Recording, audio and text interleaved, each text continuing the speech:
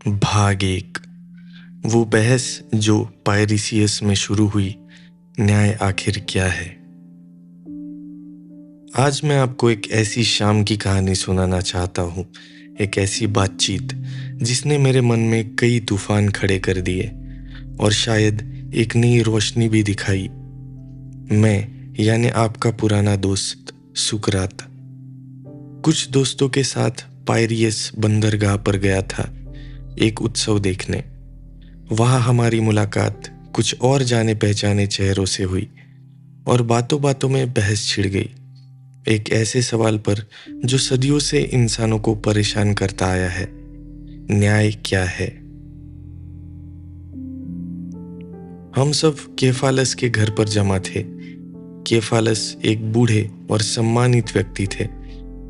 उन्होंने कहा कि न्याय तो बस सच बोलना और अपना कर्ज चुकाना है।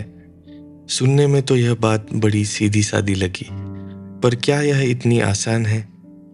मैंने सोचा, अगर कोई दोस्त आपको हथियार देकर जाए और फिर पागल हो जाए, तो क्या उसे सच बोलकर हथियार लौटा देना न्याय होगा? शायद नहीं। फिर उनके बेटे पोलीमार्कस ने कहा कि न्याय है दोस्तों का भला करना और दुश्मनों का बुरा। यह भी एक आम धारणा है, पर इसमें मुझे कुछ खोट नजर आया। क्या हम हमेशा यह जान पाते हैं कि हमारा असली दोस्त कौन है और दुश्मन कौन? और क्या एक न्यायप्रिय व्यक्ति का काम किसी का भी बुरा करना हो सकता है? मुझे तो लगता है बुराई सिर्फ बुराई को ही जन्म देती है। तभी थ्रेसिमेकस, जो एक सोफिस्ट थे और खुद को बड़ा ज्ञानी समझते थे, हमारी बातचीत में कूद पड़े। वह बड़े जोर शोर से बोले, न्याय कुछ और नहीं बल्कि ताकतवर का हित है। जो सत्ता में होता है वह अपने फायदे के लिए कानून बनाता है और उन्हीं कानूनों को मानना न्याय कहलाता है। उनकी बातें सुनकर एक पल के लिए तो सब चुप हो गए। उनकी दलील में एक तरह की कड़वी सच्चाई लग रही थी, जैसी दुनिया में अक्सर देखने को मिलती है। लेकिन मैंने हार नहीं मानी। मैंने उनसे सवाल पूछने शुरू किए। क्या शासक हमेशा अपने हित को सही सही समझ पाते हैं? क्या वे कभी गलती नहीं करते? और अगर वे गलती करते हैं और ऐसा कानून बनाते हैं जो उनके अपने ही हित के खिलाफ हो, तो क्या उस कानून को मानना भी न्याय होगा? थ्रेसिमेकस मेरी बातों में उलझने लगे, पर वह अपनी जिद पर अड़े रहे। यह बहस काफी देर तक चली। मुझे लगा कि हम न्याय की ऊपरी परतों को ही खरोच रहे हैं, उसकी गहराई तक नहीं पहुंच पा रहे। न्याय सिर्फ कुछ नियमों का पालन करना या किसी का हित साधना नहीं हो सकता। यह कुछ ज्यादा बुनियादी, कुछ ज्यादा मौलिक होना चाहिए। और यही से हमारी असली खोज शुरू हुई। मेरे युवा दोस्त ग्लॉकन और एडिमेंटिस, जो इस बहस को बड़े ध्यान से सुन रहे थे, उन्होंने मुझसे कहा, सुकरात, हमें सिर्फ यह मत बताओ कि न्याय क्या नहीं है, हमें यह बताओ कि न्याय अपने आप में क्या है और वह हमारी आत्मा के लिए क्यों अच्छा है। चाहे दुनिया उसे देखे या न देखे, चाहे उसका कोई इनाम मिले या ना मिले। उनका यह सवाल मेरे दिल को छू गया। यह एक बहुत बड़ी चुनौती थी। न्याय जैसी अमूर्त चीज को कैसे समझा जाए? उसे कैसे दिखाया जाए कि वह सिर्फ एक मजबूरी नहीं बल्कि हमारी आत्मा की सबसे बड़ी जरूरत है। भाग 2। एक बड़े कैनवस की जरूरत, आदर्श नगर की रचना। न्याय को समझने के लिए मैंने सोचा, हमें एक बड़ा कैनवस चाहिए। जैसे कमजोर नजर वाला इंसान छोटे अक्षरों को नहीं पढ़ पाता, पर बड़े अक्षरों को आसानी से पढ़ लेता है, वैसे ही शायद हम न्याय को एक व्यक्ति की आत्मा में ठीक से न देख पाए। पर अगर हम एक पूरे नगर या राज्य में न्याय को देखें, तो शायद वह हमें ज्यादा स्पष्ट रूप से दिखाई दे। तो मैंने अपने दोस्तों से कहा, चलो हम मिलकर शब्दों से एक आदर्श नगर का निर्माण करते हैं। एक ऐसा नगर जहां सब कुछ ठीक हो, जहां न्याय अपने सबसे शुद्ध रूप में मौजूद हो और जब हम यह नगर बना लेंगे तो हम देखेंगे कि न्याय उसमें कहाँ और कैसे रहता है। फिर शायद हम समझ पाएंगे कि वही न्याय एक व्यक्ति की आत्मा में कैसे रहता है। सब इस विचार के लिए तैयार हो गए। यह एक रोमांचक खेल जैसे था, पर इसके पीछे एक बहुत गहरा मकसद छिपा था। हमने शुरुआत की सबसे बुनियादी जरूरतों से। एक नगर को जिंदा रहने के लिए क्या चाहिए? भोजन, वस्त्र और आवास। तो हमें किसान चाहिए, बुनकर चाहिए और मकान बनाने वाले चाहिए।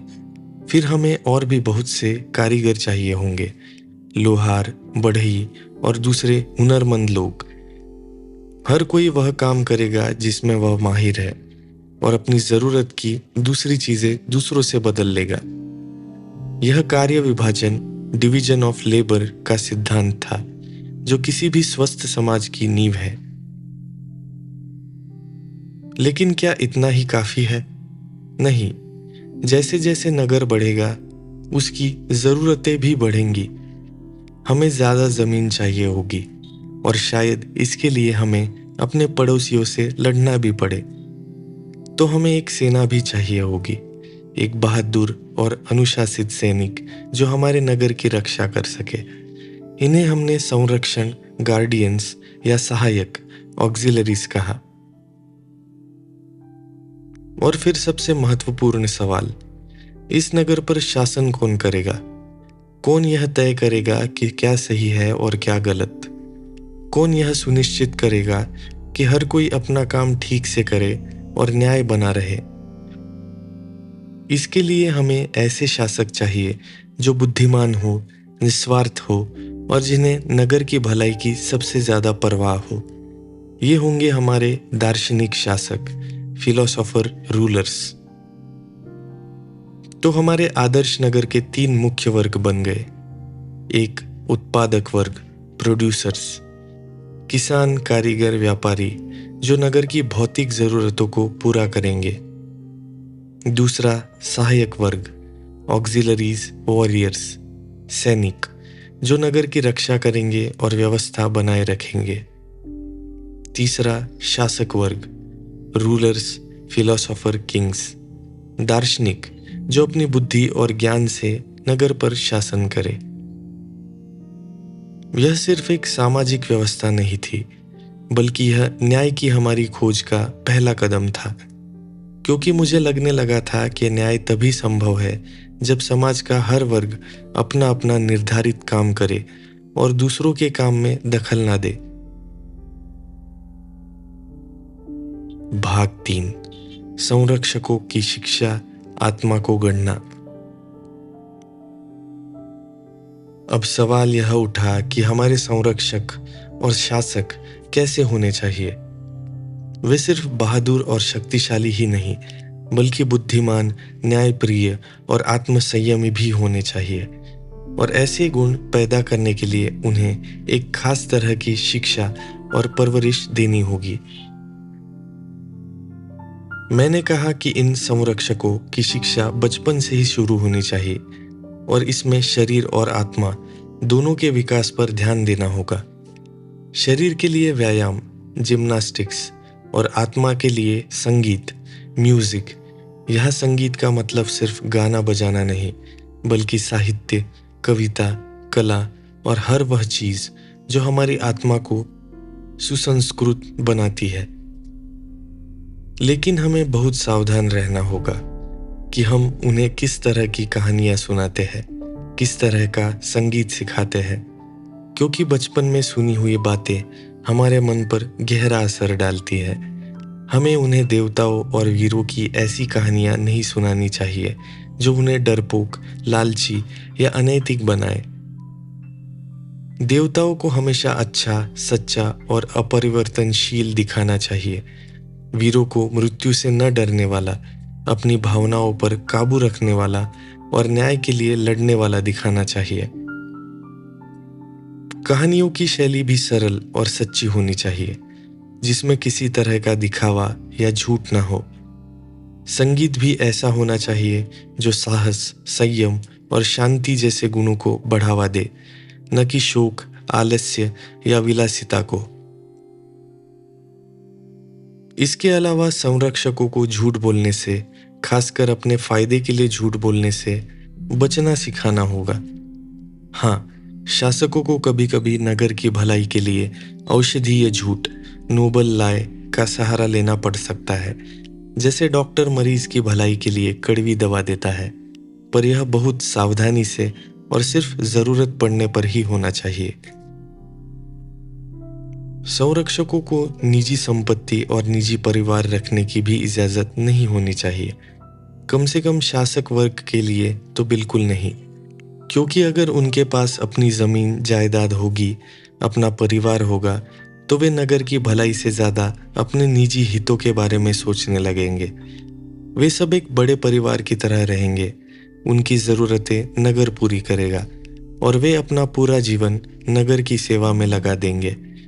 उनके बच्चे भी नगर के बच्चे होंगे और उन्हें यह पता नहीं होगा कि उनके असली माता पिता कौन हैं, ताकि वे सभी बड़ों का सम्मान करें और सभी बच्चों को अपना भाई बहन समझे। यह सुनकर मेरे दोस्तों को थोड़ा अजीब लगा, खासकर निजी परिवार न होने की बात। पर मैंने उन्हें समझाया कि यह त्याग इसलिए जरूरी है ताकि हमारे शासक पूरी तरह निस्वार्थ होकर सिर्फ नगर की भलाई के बारे में सोच सके और उनमें किसी तरह का लालच या पक्षपात न आए। उनकी शिक्षा का मकसद सिर्फ उन्हें ज्ञानी बनाना नहीं, बल्कि उनकी आत्मा को गढ़ना था, उनके चरित्र का निर्माण करना था, ताकि वे सोने की तरह शुद्ध और मजबूत बन सके। भाग 4, गुफा का वो प्रसिद्ध रूपक अज्ञान से ज्ञान की ओर। अब मैं आपको एक कहानी सुनाता हूँ, एक रूपक, जो शायद हमें यह समझने में मदद करे कि सच्चा ज्ञान क्या है और एक दार्शनिक का काम क्या है। जरा कल्पना कीजिए कि एक गहरी गुफा है जिसमें कुछ लोग बचपन से ही कैदी बनाकर रखे गए हैं। उनके हाथ, पैर और गर्दन इस तरह बंधे हुए हैं कि वे सिर्फ सामने की दीवार को ही देख सकते हैं। न तो वे अपना सिर घुमा सकते हैं, न ही एक दूसरे को देख सकते हैं। उनके पीछे गुफा के मुहाने के पास एक आग जल रही है और उस आग और कैदियों के बीच एक रास्ता है जिस पर कुछ लोग तरह तरह की चीजें, मूर्तियां, बर्तन और जानवरों के खिलौने लेकर गुजरते हैं। आग की रोशनी में इन चीजों की परछाइयां कैदियों के सामने वाली दीवार पर पड़ती है। चूंकि कैदियों ने बचपन से सिर्फ इन परछाइयों को ही देखा है और उन चीजों को ले जाने वाले लोगों की आवाजें भी उन्हें परछाइयों से आती हुई लगती है, इसीलिए वे इन्हीं परछाइयों को असली दुनिया समझते हैं। उनके लिए सच्चाई सिर्फ परछाइयों का खेल है। अब सोचिए, अगर किसी एक कैदी को आजाद कर दिया जाए और उसे जबरदस्ती घुमाकर आग की ओर देखने को कहा जाए तो क्या होगा? आग की तेज रोशनी से उसकी आंखें चौंधिया जाएंगी, उसे दर्द होगा, और जब उसे वे असली चीजें दिखाई जाएंगी जिनकी परछाइयां वह अब तक देखता आया था, तो वह शायद यकीन ही नहीं करेगा। उसे लगेगा कि परछाइयां ही ज्यादा असली थी। और अगर उसे जबरदस्ती गुफा से बाहर सूरज की रोशनी में ले आया जाए तो उसकी क्या हालत होगी? सूरज की तेज चमक से वह अंधा सा हो जाएगा, उसे कुछ भी दिखाई नहीं देगा। धीरे धीरे उसकी आंखें अभ्यस्त होंगी। पहले वह शायद परछाइयों को देखेगा, फिर पानी में चीजों के प्रतिबिंब को, फिर असली चीजों को, और फिर रात में चांद सितारों को, और अंत में शायद वह सूरज को, यानी परम सत्य को देख पाएगा। तब उसे एहसास होगा कि वह अब तक कितने बड़े भ्रम में जी रहा था। उसे अपनी और अपने साथी कैदियों की हालत पर तरस आएगा, और अगर वह वापस गुफा में जाकर अपने साथियों को यह सच्चाई बताने की कोशिश करे तो क्या वे उसकी बात मानेंगे? शायद नहीं। वे उसका मजाक उड़ाएंगे, उसे पागल कहेंगे। और अगर वह उन्हें आज़ाद करके बाहर ले जाने की कोशिश करेगा तो शायद वे उसे मार भी डाले, क्योंकि वे अपनी उसी अंधेरी जानी पहचानी दुनिया में खुश है। यह गुफा हमारी यह दुनिया है जिसमें हम अपनी इंद्रियों से मिलने वाली अधूरी जानकारी को ही सच मान लेते हैं। आग शायद हमारे भौतिक जगत का सूरज है, और गुफा से बाहर की दुनिया जहाँ असली सूरज चमक रहा है वह है विचारों की दुनिया, वर्ल्ड ऑफ फॉर्म्स, जहाँ परम सत्य, परम अच्छाई, the form of the good मौजूद है। और वह कैदी जो आज़ाद होकर बाहर निकलता है और फिर वापस आकर दूसरों को भी बाहर ले जाने की कोशिश करता है, वही है दार्शनिक। उसका काम है अज्ञान के अंधकार से निकलकर ज्ञान के प्रकाश को देखना और फिर वापस आकर दूसरों को भी उसी प्रकाश की ओर ले जाना, चाहे इसके लिए उसे कितना भी कष्ट क्यों न सहना पड़े, चाहे लोग उसे समझे या न समझे। भाग 5, दार्शनिक शासक और शुभ का विचार। तो हमारे आदर्श नगर का शासक कौन होना चाहिए? वह वही व्यक्ति होना चाहिए जो गुफा से बाहर निकल चुका हो, जिसने असली सूरज को यानी शुभ के विचार, the form of the good को देख लिया हो। वही है सच्चा दार्शनिक। शुभ का विचार सभी विचारों में भी सबसे ऊंचा है, सबसे महत्वपूर्ण है। जैसे सूरज की रोशनी से ही हम भौतिक चीजों को देख पाते हैं और उन्हीं से जीवन संभव होता है, वैसे ही शुभ के विचार से ही हमें सच्चा ज्ञान मिलता है और उसी से सभी अच्छी चीजों का अस्तित्व होता है। यह अच्छाई का, सच्चाई का और सुंदरता का परम स्रोत है। जो व्यक्ति इस शुभ को जान लेता है वही यह समझ सकता है कि नगर के लिए और हर व्यक्ति के लिए वास्तव में क्या अच्छा है। वही निस्वार्थ होकर बिना किसी लालच या भय के न्यायपूर्ण शासन कर सकता है। उसे न तो सत्ता का मोह होगा न ही धन का। उसका एकमात्र लक्ष्य होगा नगर को और उसके नागरिकों को शुभ की ओर लेके जाना। ऐसे दार्शनिक शासक आसानी से नहीं मिलते। उन्हें बचपन से ही एक कठिन और लंबी शिक्षा प्रक्रिया से गुजरना होता है। उन्हें गणित, ज्यामिति, खगोल विज्ञान और संगीत जैसे विषयों का अध्ययन करना होता है, जो उन्हें भौतिक जगत से ऊपर उठकर अमूर्त विचारों की दुनिया में ले जाते हैं। और फिर कई सालों के व्यावहारिक अनुभव और परीक्षाओं के बाद अगर वे योग्य साबित होते हैं तभी उन्हें शासन करने का अधिकार मिलता है, और वह भी एक कर्तव्य के रूप में, न कि किसी पुरस्कार के रूप में। शायद आपको यह बात अजीब लगे कि जो लोग सत्ता नहीं चाहते उन्हीं को सत्ता सौंपनी चाहिए, पर जरा सोचिए, अगर शासक सत्ता के भूखे होंगे तो वे नगर की भलाई कैसे करेंगे? वे तो सिर्फ अपने स्वार्थ पूरे करेंगे। लेकिन जो दार्शनिक है वह तो ज्ञान और सत्य की दुनिया में इतना मगन रहता है कि उसे सांसारिक सत्ता में कोई दिलचस्पी नहीं होती। वह शासन सिर्फ इसलिए स्वीकार करता है क्योंकि वह इसे अपना कर्तव्य समझता है, और वह नहीं चाहता कि उससे कम योग्य लोग शासन करें और नगर को नुकसान पहुंचाए। तो मेरे आदर्श नगर का मूल मंत्र यही है, जब तक दार्शनिक राजा नहीं बनेंगे या राजा और राजकुमार दर्शन की भावना और शक्ति को आत्मसात नहीं करेंगे, तब तक नगरों को उनकी बुराइयों से छुटकारा नहीं मिलेगा और न ही मानव जाति को। भाग 6, आत्मा के 3 हिस्से और न्याय का असली मतलब। अब जब हमने एक आदर्श नगर की रचना कर ली है और यह देख लिया है कि उसमें न्याय कैसे काम करता है, यानी हर वर्ग अपना अपना काम करता है और दूसरों के काम में दखल नहीं देता, तो क्या हम इसी आधार पर यह समझ सकते हैं कि एक व्यक्ति की आत्मा में न्याय क्या है? मुझे लगता है हाँ, जैसे नगर के 3 वर्ग थे वैसे ही हमारी आत्मा के भी 3 मुख्य हिस्से होते हैं। एक, विवेक या तर्क, रीजन और लोगोस। यह हमारी आत्मा का वह हिस्सा है जो सोचता है, समझता है, सीखता है और सही गलत का निर्णय करता है।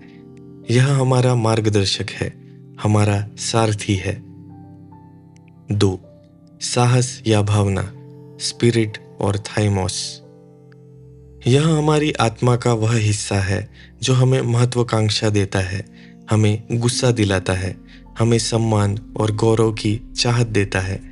यह हमारे विवेक का सहयोगी है, हमारे शरीर का रक्षक है जो हमें सही काम करने के लिए प्रेरित करता है और अन्याय के खिलाफ लड़ने की हिम्मत देता है। 3.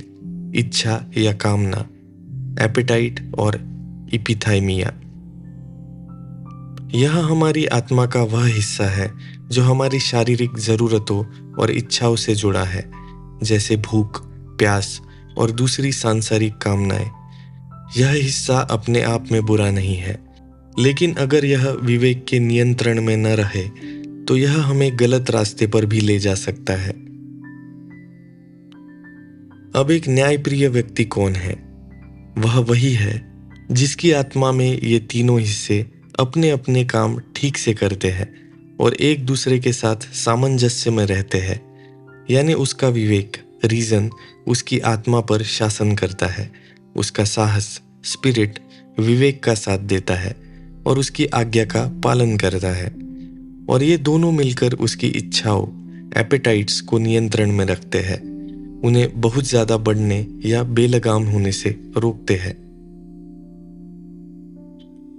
जब आत्मा के ये तीन हिस्से एक सुर में बजते हैं, जब उनमें कोई टकराव नहीं होता, जब हर हिस्सा अपना स्वाभाविक काम करता है, तभी आत्मा में स्वास्थ्य, सुंदरता और कल्याण आता है।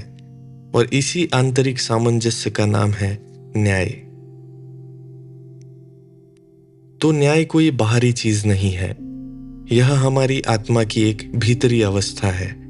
यह आत्मा का स्वास्थ्य है। और अन्याय क्या है? अन्याय है आत्मा की बीमारी। जब ये तीनों हिस्से आपस में लड़ने लगते हैं, जब इच्छाएं विवेक पर हावी हो जाती है या जब साहस गलत दिशा में चला जाता है। भाग 7, न्याय का फल। क्यों न्यायप्रिय व्यक्ति ही सबसे सुखी है? अब हम उस सवाल पर वापस आते हैं जो ग्लॉकन और एडिमेंटस ने पूछा था।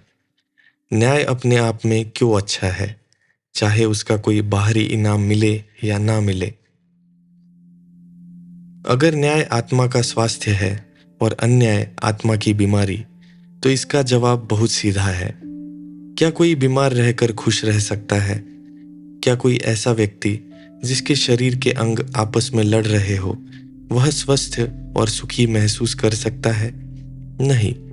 ठीक वैसे ही जिसकी आत्मा में अन्याय है, जिसके मन में विवेक, साहस और इच्छाओं के बीच कोई तालमेल नहीं है, वह कभी भी सच्चा सुख और शांति नहीं पा सकता, चाहे उसके पास दुनिया की सारी दौलत और शोहरत क्यों ना हो।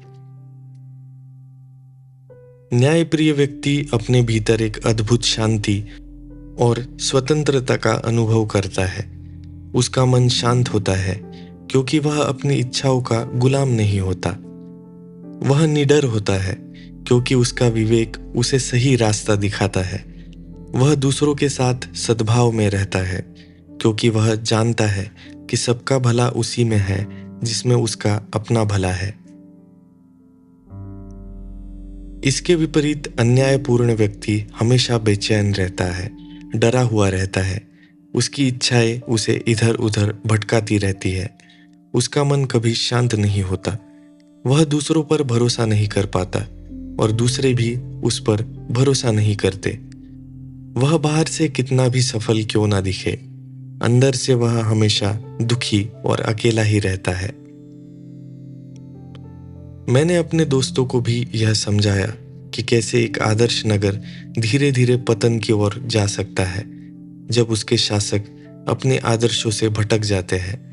कैसे एक कुलीन तंत्र, अरिस्टोक्रेसी, पहले सम्मान तंत्र, टीमोक्रेसी में बदलता है, फिर धनतंत्र, ओलिगैर्ची में बदलता है, फिर लोकतंत्र, डेमोक्रेसी में और अंततः अत्याचार तंत्र, टायरानी में।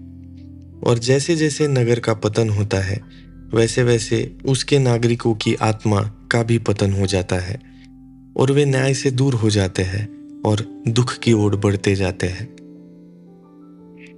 सबसे ज्यादा दुखी और सबसे ज्यादा अन्यायपूर्ण होता है वह अत्याचारी शासक, टायरेंट, जो अपनी सारी इच्छाओं का गुलाम होता है, जो हमेशा डर और संदेह में जीता है और जिसे कभी सच्ची खुशी या दोस्ती नसीब नहीं होती।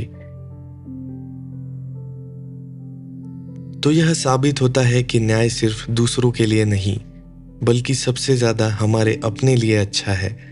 यह हमारी आत्मा का भोजन है, हमारी आत्मा का संगीत है।